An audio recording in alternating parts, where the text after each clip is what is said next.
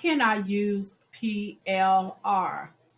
Welcome back to my YouTube channel. My name is Sharlrita Deloatch, and we talk all things passive income for stay-at-home moms and wives.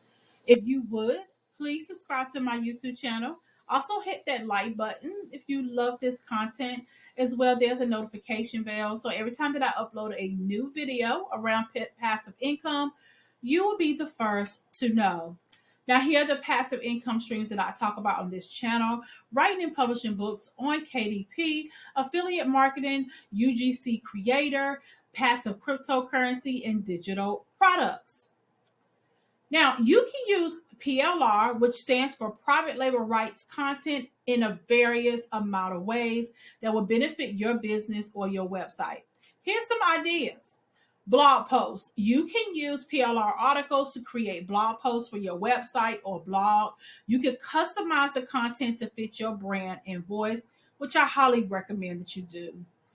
Ebooks. You can use PLR content to create ebooks or lead magnets to grow your email list.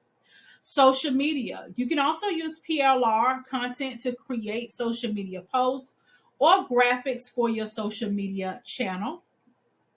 Email newsletters. You can use PLR content to create email newsletters to engage with your email subscribers as well. And videos. You can also use PLR content to create videos for your YouTube channel or other video platforms. And courses. If you sell online courses, you can also create an online course, or you can create a supplement existing for your courses as well.